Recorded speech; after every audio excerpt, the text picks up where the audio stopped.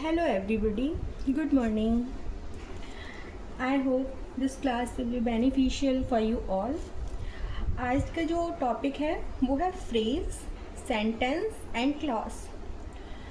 Phrase को हम हिंदी में बोलते हैं शब्द समूह या फिर वाक्यांश, सेंटेंस को बोलते हैं वाक्य एंड क्लॉज को बोलते हैं उपवाक्य। ठीक है। अच्छा, सबसे पहले हमें सेंटेंस के बारे में पता ही होगा। सेंटेंस TENCE, सेंटेंस होता क्या है? एक तो सेंटेंस जो होता है ग्रुप ऑफ वर्ड्स होता है, ठीक है, यानी कि शब्दों का समूह, ग्रुप ऑफ वर्ड्स होता है सेंटेंस।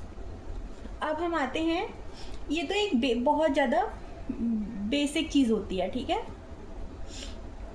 बहुत बेसिक चीज़ होती है कि व्हाट इज़, कोई भी आपसे पूछता है कि you know about sentence, what is sentence, तो sentence is a group of words. जैसे कि हम बोलते हैं honesty is the best policy. ये आपका एक सेंटेंस बन गया, ठीक है। अब जब ये आपका एक सेंटेंस बन गया तो अब यहाँ पे देखो, ऑनेस्टी एक वर्ड है, इज़ एक वर्ड है, द एक वर्ड है, बेस्ट एक वर्ड है एंड पॉलिसी एक वर्ड है, ठीक है। ये सारी के सारे वर्ड्स हैं, तो हो गया ना, honesty is the best policy, ये शब्दों का समूह हो गया वाक्य। अब अगर हम, ये तो बहुत बेसिक चीज़ हो गई, अगर हम अब सेंटेंस, मन में सवाल आता है कि भाई सेंटेंस तो सब्जेक्ट और प्रेडिकेट से मिलके बना होता है, सब्जेक्ट प्लस प्रेडिकेट, बट ये क्या होता है? अब सब्जेक्ट और प्रेडिकेट में भी हम बात करते हैं कि, और एक और होता है सेंटेंस जो बना होता है,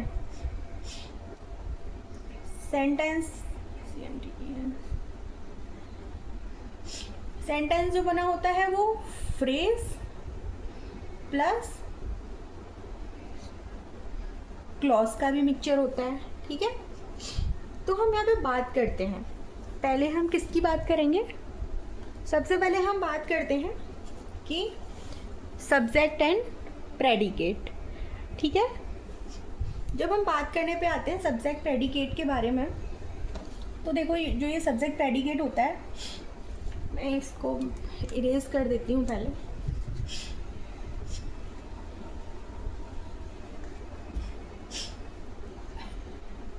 व्हाट इज सब्जेक्ट? सब्जेक्ट होता है कर्ता, ठीक है।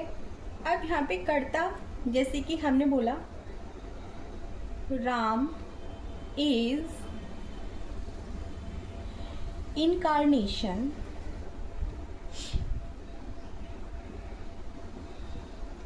Of Lord Vishnu. तो यहाँ पे राम जो हैं वो अवतार हैं भगवान विष्णु के, ठीक है। तो अब हम बात करते हैं इसमें कर्ता क्या है, विच इज़ द सब्जेक्ट। तो सब्जेक्ट एक हम लाइन में बोल सकते हैं, वी टॉक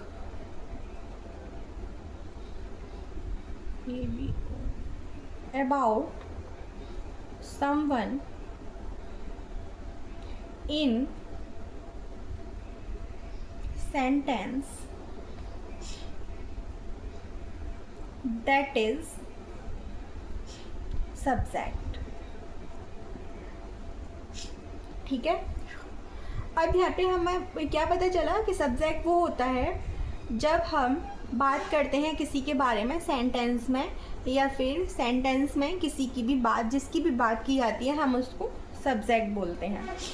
अब इसमें किसकी बात की जा रही है, कौन है, या फिर हम बोल सकते हैं doer is subject, doer is subject.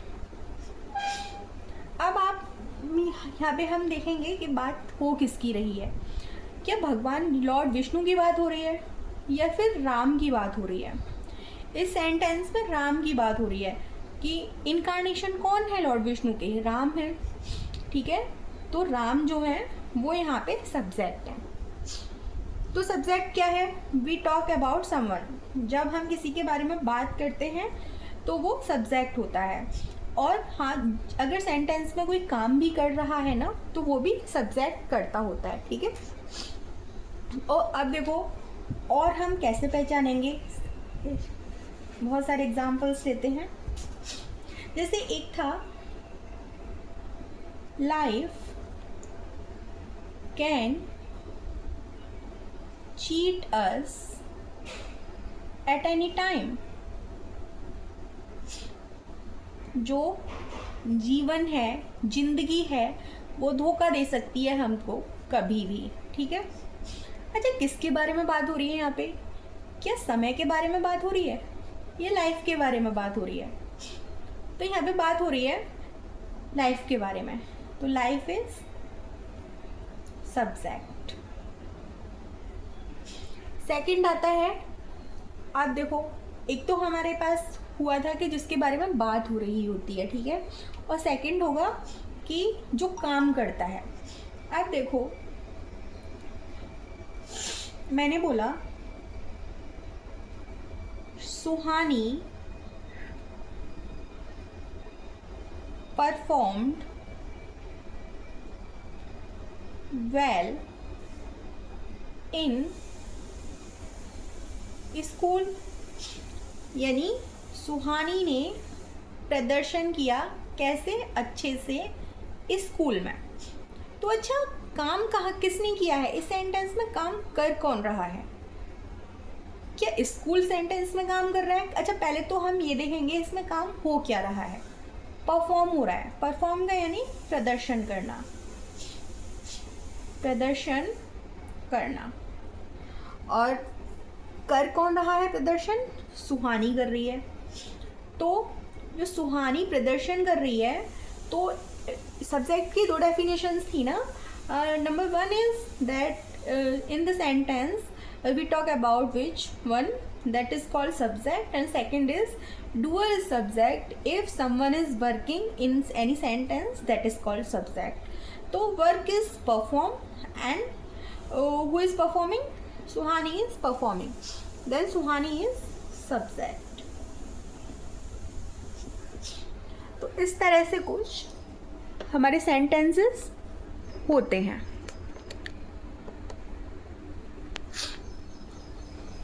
अब देखिए,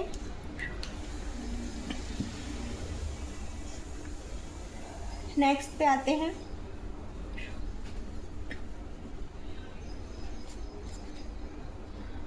अब देखो आते हैं कि सेंटेंस जो है सब्जेक्ट और प्रेडिकेट वाली बात पे आते हैं, ठीक है। Subject plus predicate. अच्छा, सब्जेक्ट के बारे में तो हमने सीख लिया, सब्जेक्ट होता क्या है। अब बात करते हैं प्रेडिकेट की, ठीक है। तो जैसे कि he is my best friend, FRIEND, या Mohan comes daily at my home, या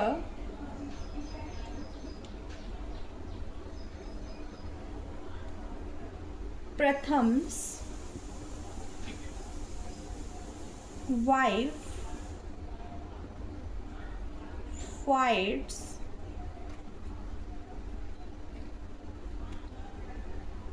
always। ठीक है, यहाँ पे नंबर 1 सेंटेंस है, ये 2 सेंटेंस है और ये 3 सेंटेंस है। एक और ले लेते हैं, एक और ले लेते हैं हम। Kishan is very honest boy. तो यहाँ पे हमने 4 सेंटेंसेस को लिया है फॉर एग्जाम्पल्स। देखो अब ये सेंटेंस है he is my best friend, वो मेरा बहुत अच्छा दोस्त है।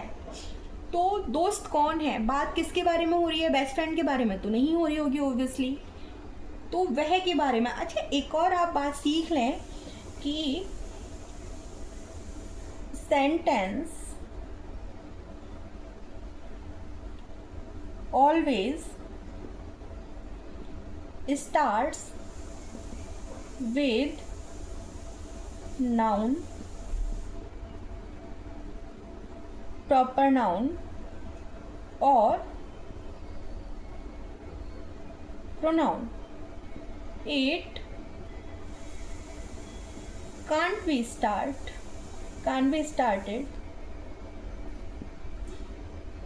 as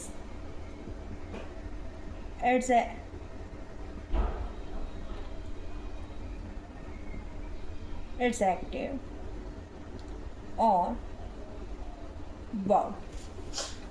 तो ये इसमें क्या है कि सेंटेंस जो है हमेशा नाउन से, प्रॉपर नाउन से और प्रोनाउन से स्टार्ट हो सकता है, ये और किसी भी पार्ट ऑफ स्पीच से स्टार्ट नहीं हो सकता है। अब इसके बारे में पढ़ेंगे, इसके भी एक्सेप्शंस हो सकते हैं, ठीक है। तो अब देखो यहाँ पे सबसे पहले तो हम इसके बारे में देखते हैं कि ये नाउन से और प्रोनाउन से स्टार्ट होता है। ही क्या है, वैसे तो इतना तो कॉमन सभी जानते होंगे कि ही एक प्रोनाउन और नाउन होते क्या हैं, ठीक है। तो ही एक प्रोनाउन है, ठीक है। हमारी फर्स्ट जो कंडीशन है मैच कर गई, ठीक है। प्रोनाउन से स्टार्ट होता है सेंटेंस, ठीक है। सेकंड जो है ये वर्ब है, ठीक है। माय बेस्ट फ्रेंड, तो बात हो रही है यहाँ पे ही के बारे में। कौन है मेरा बेस्ट फ्रेंड, ही है, तो वह है, ठीक है। अब देखो सब्जेक्ट को हम बाइफरकेट कर देते हैं, सब्जेक्ट, ठीक है। Next is Mohan comes daily at my home. अब यहाँ पे इस सेंटेंस में किसके बारे में बात हो रही है, कौन आता है मेरे घर पे डेली, मोहन आता है, सब्जेक्ट हो गया, ठीक है। अब देखो प्रथम्स वाइफ फाइट्स ऑलवेज, जो प्रथम की पत्नी है वो हमेशा लड़ती रहती है, ठीक है। तो किसकी पत्नी लड़ती है, प्रथम की पत्नी। लड़ती कौन है, प्रथम्स वाइफ, ठीक है। तो ये इतना सब्जेक्ट हो गया है ना यहाँ पे। अब देखो Kishan is a very honest boy, जो किशन है वो बहुत ज़्यादा ईमानदार लड़का है। कौन है ईमानदार लड़का, तो किशन है, ठीक है। यहाँ पे किशन की बात हो रही है। तो अब हमने सब्जेक्ट को हमने यहाँ पे अलग कर दिया, ठीक है। ही, मोहन, प्रथम्स वाइफ, किशन, ये। अब देखो हम क्या कह सकते हैं कि जो रिमेनिंग है वो प्रेडिकेट होगा, subject and predicate, subject and predicate, subject and predicate, subject and predicate. क्या मतलब है इसका कि सब्जेक्ट के अलावा जो भी रिमेनिंग पार्ट होता है वो सारा का सारा प्रेडिकेट होता है। अच्छा, in other words we can say that including verb और एक्सेप्ट नाउन और प्रोनाउन, और इंक्लूडिंग हम ये कह सकते हैं कि a from word to all the sentence is predicate. Verb से लेके जितना भी रिमेनिंग सेंटेंस होता है वो प्रेडिकेट होता है, वर्ब से लेके जो रिमेनिंग पार्ट होता है प्रेडिकेट होता है, वर्ब से रिमेनिंग पार्ट होता है प्रेडिकेट होता है, वर्ब से रिमेनिंग पार्ट प्रेडिकेट होता है, ठीक है। तो ये हम बोल सकते हैं। तो I hope subject and predicate both are clear and let's move next.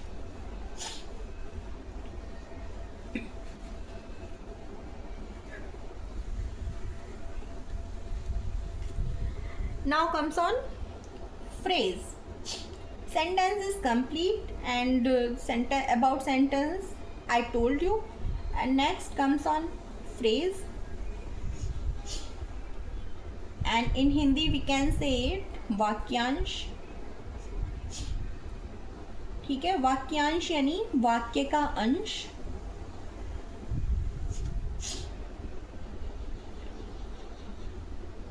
ठीक है, और शब्दों का समूह भी बोल सकते हैं, group of.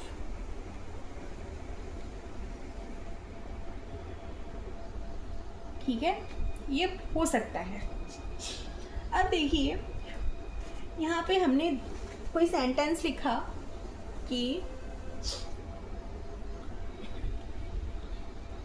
I went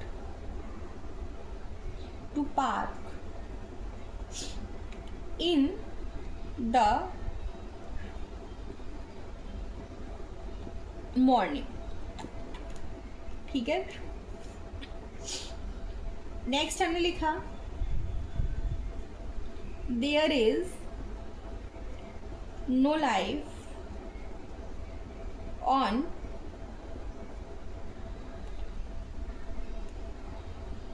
other planet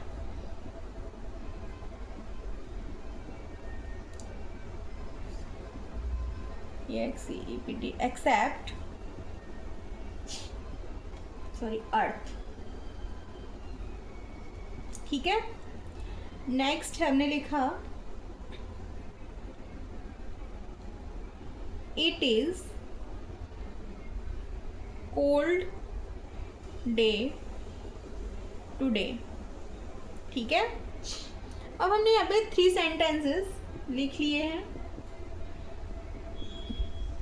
अब देखो I went to park in the morning. मैं गया, अरे सॉरी पार्क लिख दिया, पार्ट लिख दिया मैंने, यहाँ पे पार्क होगा। आई वेंट मैं गया, आई मीन्स मैं, वेंट मीन्स वर्ब की सेकंड फॉर्म, गो की सेकंड फॉर्म होती है। ठीक है, टू पार्क, पार्क में, पार्क के लिए, इन द मॉर्निंग सुबह के समय में।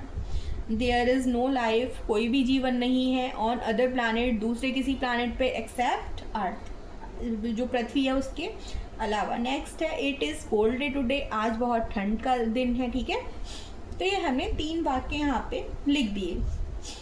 अब देखिए, अब देखो वाक्य फ्रेज का जो डेफिनेशन है, डेफिनेशन तो मैं यहाँ पे लिखना भूल ही गई हूँ। चलो मैं आपको डेफिनेशन बताती हूँ, लिख दूँगी बाद में, अभी बताती हूँ। फ्रेज होता है ग्रुप ऑफ वर्ड्स। ठीक है, अब देखो यहाँ पे जो है फ्रेज में एक आइडेंटिफाई हम फ्रेज को कैसे कर सकते हैं कि वर्ब उसमें इंक्लूड नहीं होती है। ठीक है, चलो मैं पहले इसकी डेफिनेशन ही बताती हूँ। फ्रेज होता क्या है, it does not give complete meaning of any sentence। ठीक है, और it is group of more than one words. ठीक है, तो अब देखिए it does not give complete meaning of any sentence, यानी कि ये कोई भी पूरी तरह से अर्थ नहीं देता है किसी भी सेंटेंस का, या फिर it is a group of more than one word, और या फिर ये एक से ज़्यादा ग्रुप का क्या होता है, शब्द वो होता है एक से, और it is group of more than one word, या फिर ये ग्रुप होता है, समूह होता है एक से ज़्यादा शब्दों का। उसमें एक से ज़्यादा शब्द होते हैं कभी भी। अच्छा, जैसे कि हम बोलते हैं morning, evening,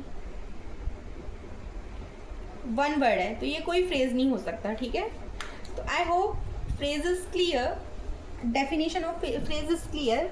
now I am taking examples of phrase. I have forgotten what I wrote there, so I'm just I'm just writing another example of that, and then I'm saying sun is the source of light। जो सूरज है वो क्या है, स्रोत है प्रकाश का, ठीक है। सेकंड हमने लिख दिया I go to park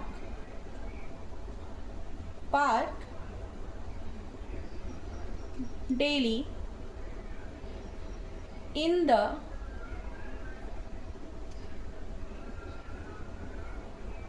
morning. Next is we celebrate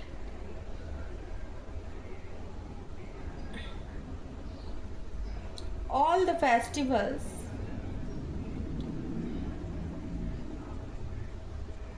with great eagerness।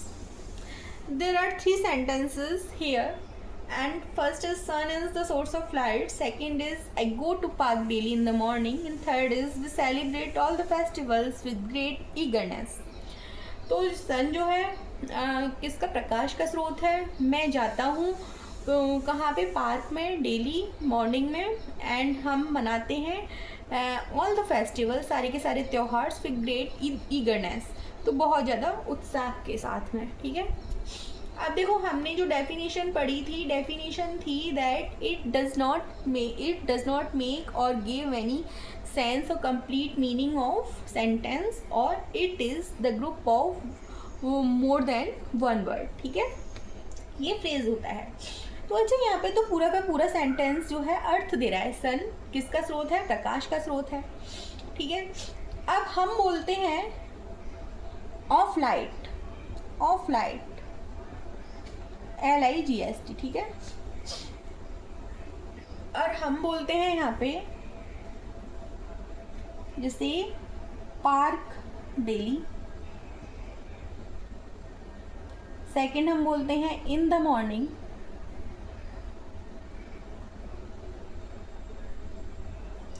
And third बोलते हैं हम ऑल द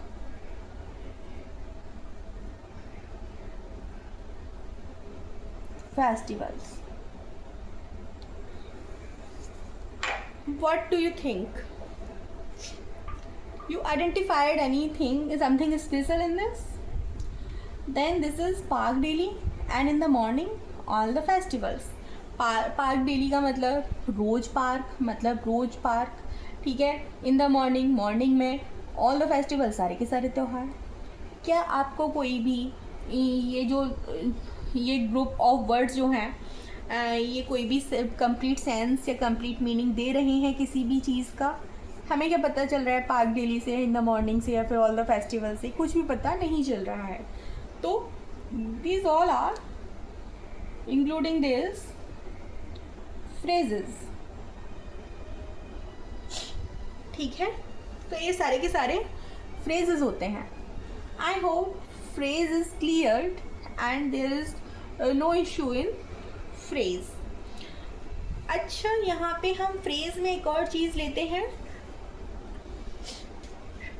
मैंने यहाँ पे लिख दिया पार्क, और एक लिख दिया मैंने in the park.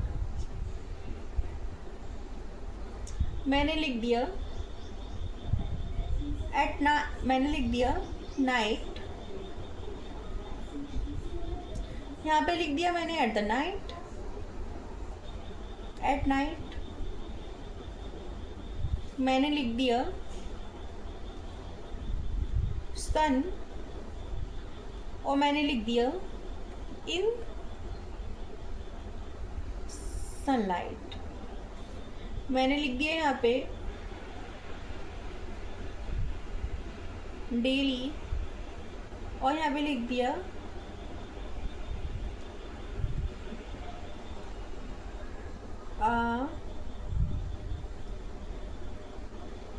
You daily, कुछ भी लिख दो, ठीक है,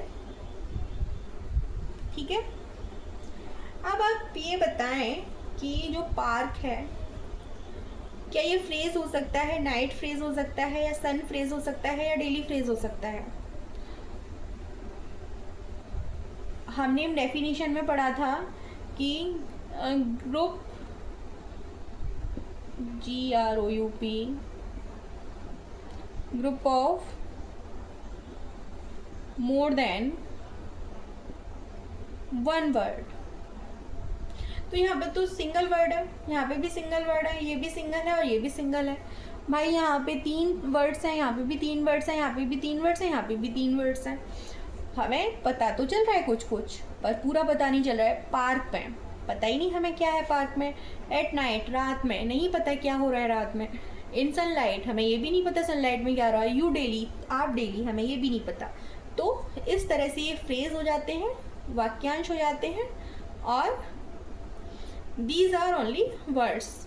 ठीक है, अब हमने यहाँ पे फ्रेज पढ़ लिया है। I hope phrases and sentences both are cleared and there is no problem or issue in phrases and sentences.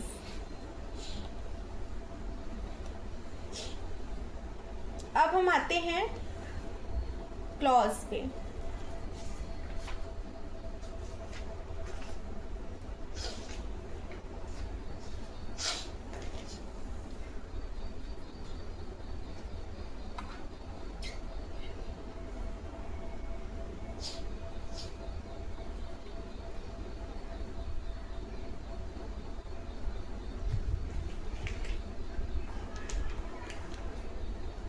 अब हम जो क्लॉज पे आते हैं, क्लॉज को बोलते हैं हम CLAUSE। इसको हम बोलते हैं जी उपवाक्य।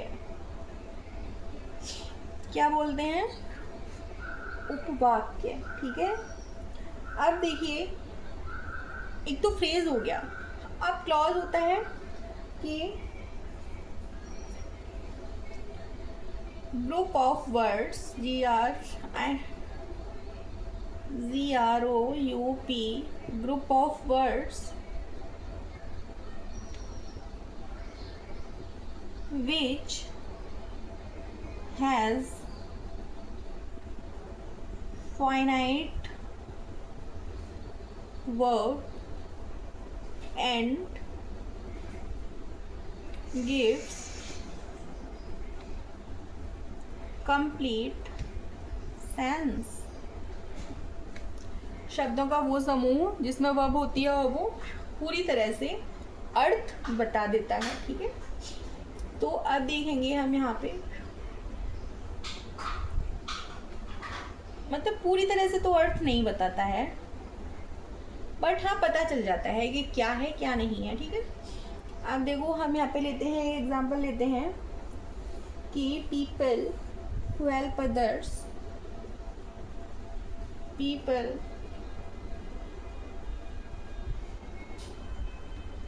who help others are always liked। Second लेते हैं, I know that she is honest। and next लेते हैं, I don't know what did he say। ठीक है, यहाँ पे 3 हमने सेंटेंसेस लिए हैं। अब देखो, अगर हम ये लिख देते हैं who help others, ठीक है, who help others, हम लिख देते हैं कि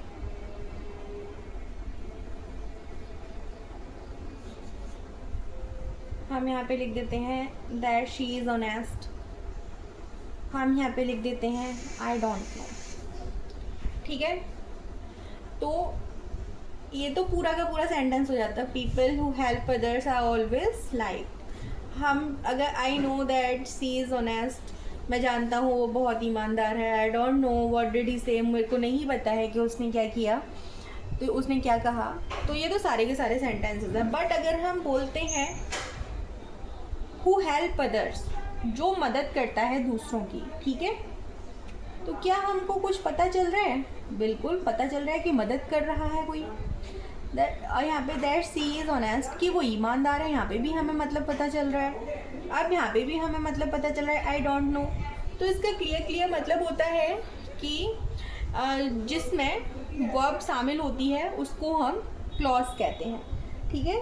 तो जो भी ये अंडरलाइनिंग वाले वर्ड्स हैं ये सारे के सारे क्लॉज हैं। And I hope this topic, phrase and sentences and clauses, all the 3 topics are cleared, and thank you very much. And I'm